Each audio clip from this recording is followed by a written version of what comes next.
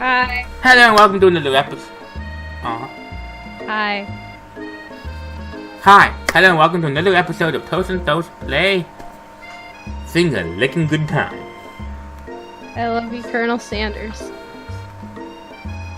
Okay, I know this might sound a little strange, but I think I might be, I think I might like Clank.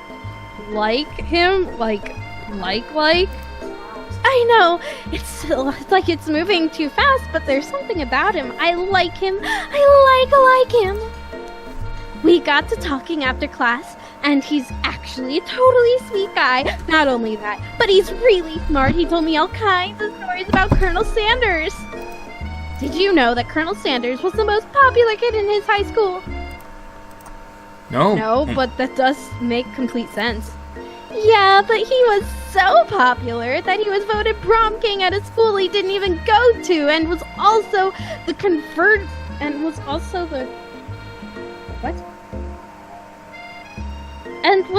convertible that he himself rode in at the front of the homecoming parade. It's a confusing sentence. Miriam, I think there might be something wrong. He was the convertible, like he was a car? Oh, okay. That was my mistake on purpose. Because then I'm thinking Cornelius maybe Bonds. something got lost in pressure cooker language translation there. Nani? Either way, maybe it'd be best if you took it slow with this new boy, like I am with Colonel Sanders. Oh, the pressure cooker language, like Clank talking. She got it. What Clank was saying wrong. Okay. You and Colonel Sanders? The coolest guy in school? The most famous student to ever attend University of Cooking School Academy for Learning? You're a thing now? We definitely connected yesterday. Sure you did. You're great. Why wouldn't he be into you, I guess? laughing at the implication that you and Colonel Sanders might be a thing is definitely not cool. You are great. You have an idea about how to prove that your love is real? Well, if he's not into me, why did he tell me one of his secret ingredients? Your bestie's eyes light up. A secret ingredient? Yeah, I just said that. A secret ingredient.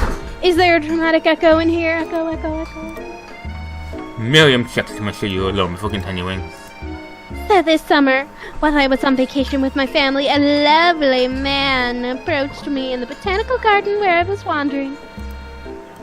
This can't be good. He told me about his passion for spices. Secret spices. The man even gave me some to show me what he meant. He said it was powder created from super duper rare dried flower petals. And if I did him a big favor, I could have some of my own. Please, Miriam, don't tell me. So I filled my suitcase with them and brought them home. He was so nice. He even met me at the gate when I arrived. Later, when I cooked with him, a very strange feeling came over me, and the flavor was like unlike anything I'd ever tasted. I think you're being very liberal with the meaning of spices here. Whatever. Anyhow, we both share an interest in cooking, so we've stayed in touch, you know, like pen pals. I bet he would love to know more about new spices. Well, I'm definitely not supposed to share Colonel Sanders' secret recipe, and besides, I only know the one ingredient, so I doubt it'd be much use to anyone. Please. It would mean so much it would mean the world to me. No one has to know it came from you or from Colonel Sanders. What do you think? Should you protect Colonel Sanders' secret or share it with your bestie? Screw my bestie. Yeah, that's the motto in this game. You quickly think of a fake ingredient name. I don't know, how about... It was Eye of Newt. I know, sounds like some kind of witch's potion. But what can you do? Eye of Newt, wow! Her eyes light up imagining such a thing, and you figure that you've satisfied her curiosity and she'll move on. It's actually called white pox. However, she immediately turns on to some thumb typing on her phone you can't quite see. That's probably not good. Before you can ask her to confirm that she was definitely not texting secrets to other people, you interrupted. A wind rushes in. Cherry blossom petals fill the air. It's Colonel Sanders. He's arrived at On school. a horse. Oh, you don't want to seem too desperate, so like stand back, admire his glory. Colonel Sanders' horse is truly a thing of beauty.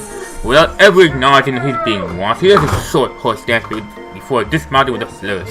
He then slaps the beautiful creature gently on the rear, sending it running free into the countryside. You are so struck by the sight of him that you lose the ability to speak coherently. Oh, I didn't realize anyone was watching. Don't worry, he knows his way home. You attempt to compliment Colonel Sanders, but the words don't come out exactly right. What a horseful boot you have. I mean, what a horseful beauty. Dang it, that's what I just said. Being a good friend, Miriam attempts to cover for you. Oh, Miss Pony Island just gets really nervous around people they like. What? This is not helping. I mean, they got food poisoning and we're up all night. It was gruesome. You should have seen it. She gives you a wink and a smile as if to say situation handled. Can't blame him go for trying. And with that, Colonel Sanders disappears from the school, leaving you and Miriam to follow.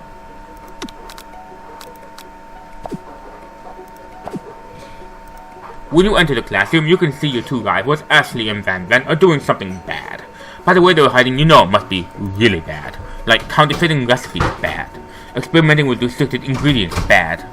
Summoning a demon, bad. You try and peek over Van Van's hawking shoulder, but he sees you coming. Whoa there, little one! I'm not sure you're ready to handle this. Why don't you make like a bee and mind your own wax, honey? Tell them to stop acting immature or act like you're not interested in them, but really try and get a closer look. I just tell them to stop acting immature. You immediately dress your rivals down for their immature behavior.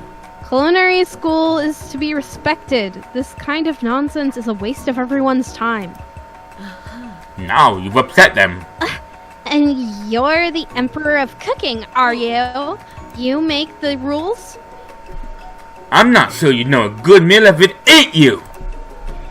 Being the best chef in the world takes more than just culinary skills. It takes creativity. It takes a panache. And it doesn't hurt to use a little evil. You finally get a look at what it was they were hiding, and you instantly recognize it. It's a book, just like the one you found after your encounter with the sports monster. It's pronounced culinary, technically. That's Culinary. culinary. Culinary. I know. That's why I said technically. That's not how anyone pronounces it, but I think that's how it's supposed to be pronounced. That's the same book that I found in the night in the quad. Baby. Ashley immediately elbows Van Van, who hides the book behind his back. I don't know what you're talking about. That book is a family heirloom and its contents are secret. You notice that they haven't just been studying the book, they've got Pop pinned to the wall, and they're tossing potato skins at him as he tries to catch them in his mouth. We're playing! Hee hee hee. Before you can dig any further, you're interrupted by the arrival of more students. It's almost time for class. Beep. Beep. Beep.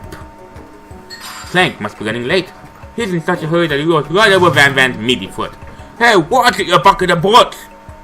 You watch how you talk to him. He didn't do anything.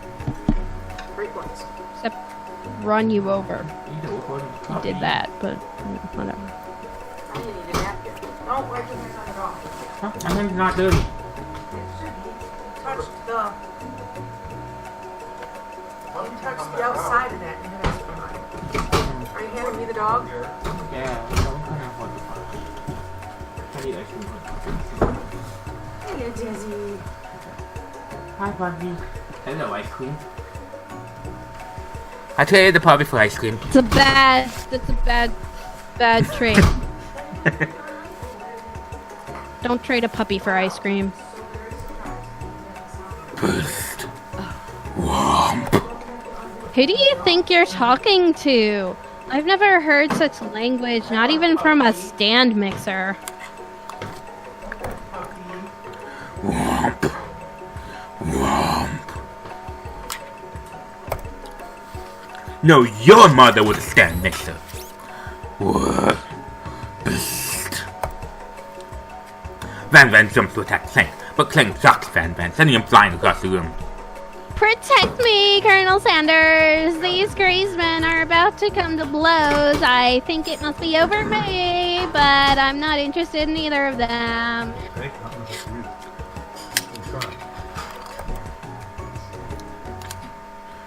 Essie's tone has completely changed in an instant.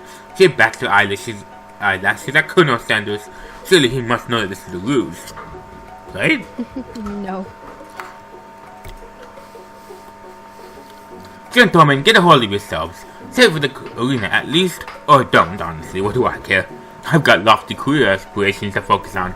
Maybe I can help you with your business, plan.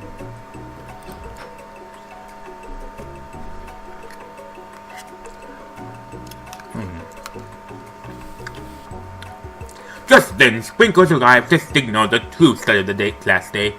He's panting, which doesn't seem that abnormal. He's a professor. But he's also a dog. Hello. Students, please take your seats. I apologize for my late arrival. I spent the morning chasing the car all around town, and my tiny legs are very, very tired. But I'm here now, and I hope you're ready to learn. Rub his furry dog belly. He loves it. Okay. He took his pill. He took his pill. After he catches his breath, Sprinkles regains control of the classroom. Without further ado, we'll review the global history of my favorite power, the chicken. You want to pay attention to the lesson, truly you do. Which is why in 1776, the signing of the Declaration of Independence, it was the chicken who first signed their name. What? But you can't help but daydream about Colonel Sanders, and you miss most of the important parts. Colonel Sanders.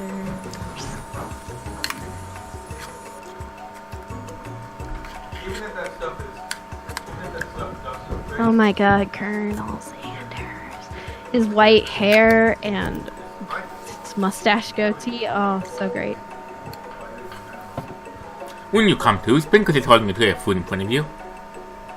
Well, Miss Pony Island? Naturally, this appears to be a sample platter. Which item do you want to sample?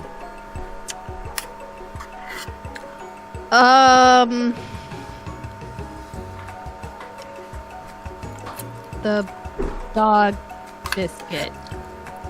No, that's for him. The water. No. The pepper. I don't know. I don't want to eat the pepper. He has a dog biscuit that's Yeah. probably for him. There's a water that's probably for after you drink the I pepper. don't want the pepper. Fine, give me the pepper. A brightly colored pepper stands out from the other items. It sparkles in the most eye-catching way, so naturally you reach it out, grab it, and eat it right away. However, your body is not prepared for the heat. The pepper has triggered an intense spice hallucination. It feels like forever as you trip through the universe. My friend. Oh. This guy again. I'm here to give you an important message. Ooh.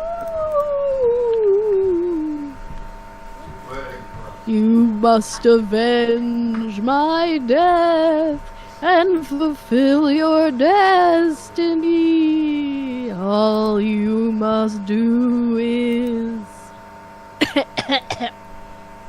I was saying to fulfill your destiny, all you must do... Sorry, I think I've got some spice stuck in my throat. It's fine, I'll work through. To fulfill the prophecy, you must. You feel yourself begin to regain consciousness. Oh man. You come to and find everyone is staring at you. That pepper was the last of its kind on Earth, now it's gone forever. You think to yourself, geez, I should pay better attention. We all make mistakes. I'm sure he'll forgive you. Pepper was someday. probably not the right choice. Come on, it's time for lunch. Before anyone can relax, the cafeteria lights dim. And your rivals enter to make a dramatic announcement. Today, lunch will be prepared. The Times competitive cook-off. The level of theatrics with these two is off the charts.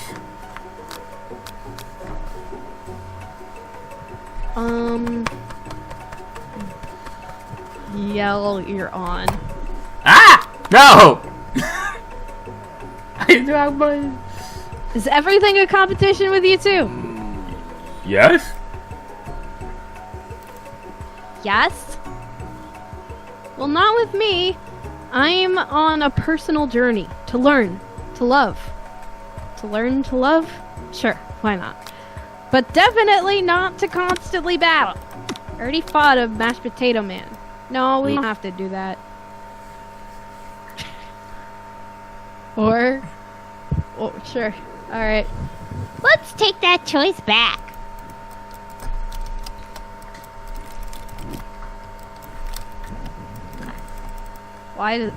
What do you have to load?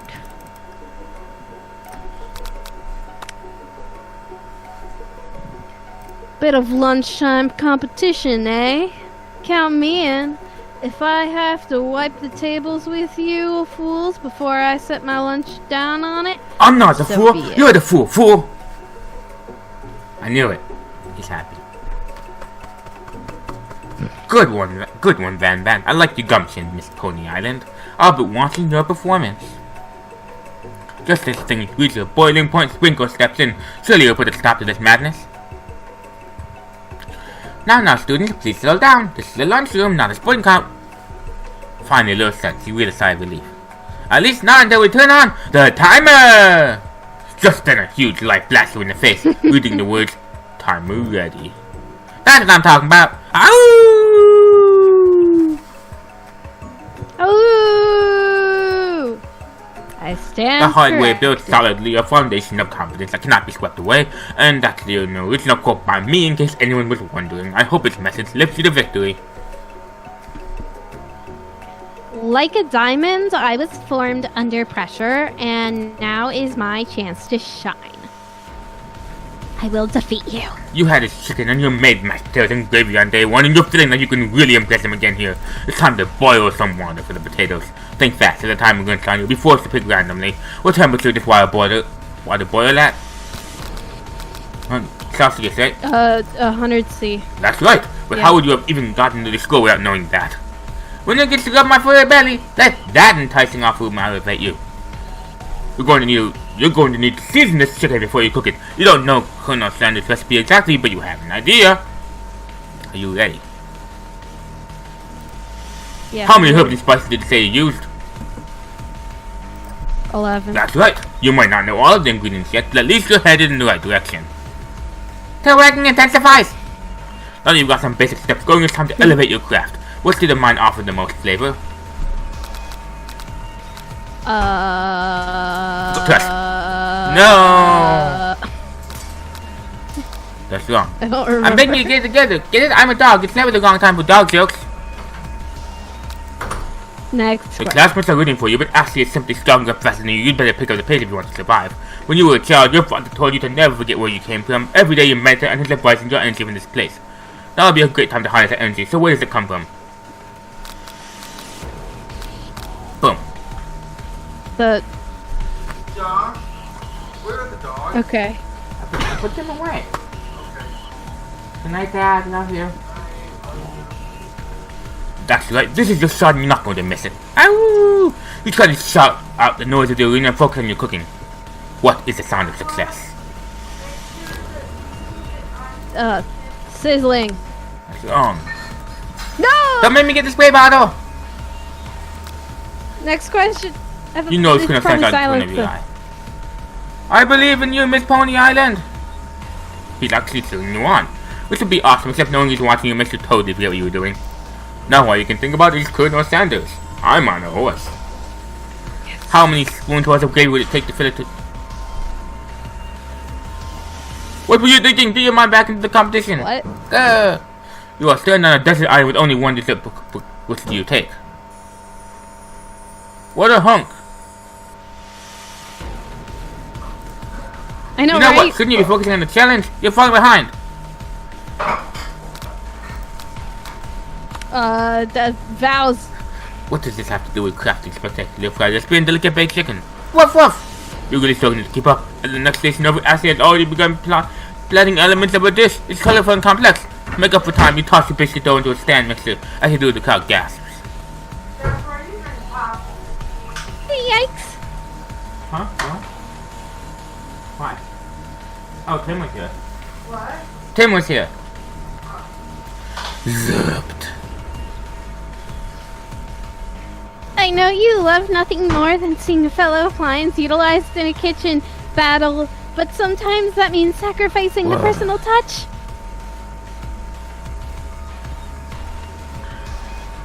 You might not have any hands, but Miss Pony Island does, and a good chef needs to be touching the dough to know when it's There's an properly easy way and a mixed. hard way. You don't get far by going the easy way. When you hear everyone talking, you realize how serious your error was. You immediately shove your hand in the mixer to rescue your dough before it's overmixed. Miss Pony Island, no! But you're not fast enough and your hand gets stuck. It's immediately crushed by the quickly spinning blazers. There's no way you'll be able to use a hand for the rest of the match. Colonel Sanders shakes his head in shame. What you often find is that the easy way can turn out much more difficult. Everyone stop what you're doing right now. This battle is over. Can't be. I was so close Put to out, look at finishing your hand. the It simply dish. can't go on. Aw, that's too bad. And here I am with a completed dish ready to serve. Surely that makes me No, the it wouldn't be winner fair to by compare the default. two on account of Miss Pony Island's injury. You see, Sprinkles begin to lick his doggy chops as he looks out at the dish. But I suppose you at least tell us what you prepared? Well, because I'm the sweetest, I just get straight to dessert. Under this white chocolate dome, which is way too white for white chocolate, but whatever, you'll find a wide array of delights, taking you on a journey of flavor that tastes good and tells a story of excellence.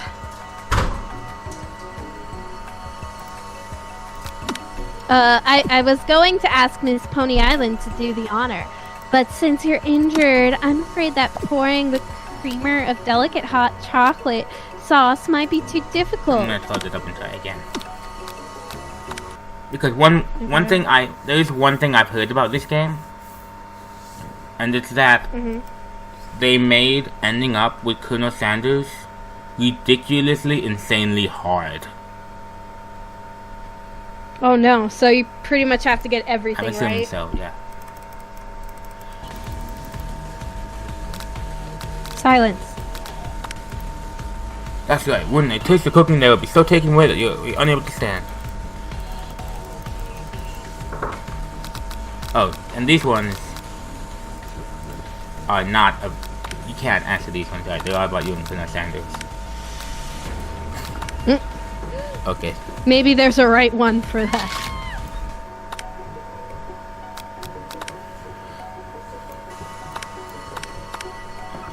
There we go. Colonel Sanders, if you wouldn't mind lending me your strong, steady Colonel hand. Sanders pours the hot chocolate sauce on top of the dome, causing it to melt away, revealing the ingredients hidden within. Inside, you'll find a delicate fried cheese croquette, croquette, not sure, atop a slice of honeycomb, ice cream 2 ways, tender nougat, and pearls of blueberry glee, whatever. Who cares? Also, also a flower. Colonel Sanders seems intrigued, but perhaps not impressed. He dips his finger in the chocolate sauce. Simplicity isn't your strong suit, is it, Ashley? Oh, you. As he places the sauce-covered finger into his lips, Ashley leans over and whispers something into his ear. A dab of sauce sticks to his mustache.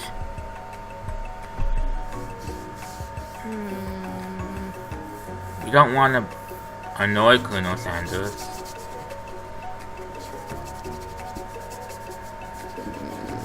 I don't know. Me neither. Probably raging at her wouldn't. No, internalize your rage. him. He can handle himself. He can handle himself. Your rage burns so intensely within your eyes that they burst into flames. The flames cause your eyebrows to catch fire and turn to ash, and they fall off your face, which means people will have a hard time understanding your emotions for the rest of the semester, perhaps forever. Embarrassed and ashamed by your poor performance, not to mention your crispy fried brow, you run for the quad to be alone. I'm gonna assume that was the wrong choice?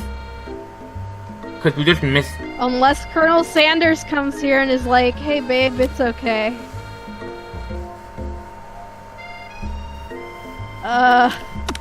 Do that again? Let's see what the other one is. Yeah, because that did not sound like the good ending. Because it feels like we missed the Colonel Sanders dialogue section. Get between them. You reach out with your apron to wipe the sauce off of his glistening face. Colonel Sanders records and brushes you back. Oh. Oh, this was the wrong choice. Is it? Look at this. Keep going. Look at his face. We pissed him off. The goatee isn't just a fashion statement, it's also functional. I was saving that flavor for later. Oh, game? You just get a game over. Why did you just get a game over? What? Well, your goal is to impress Colonel Sanders, so I guess if you don't, you lose. So I don't need to worry about resetting it. You lose. Good day, sir.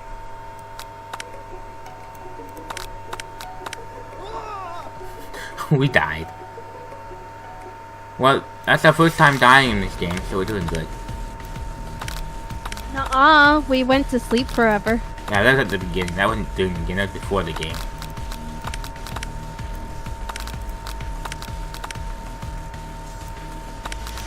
Kiss. Beach.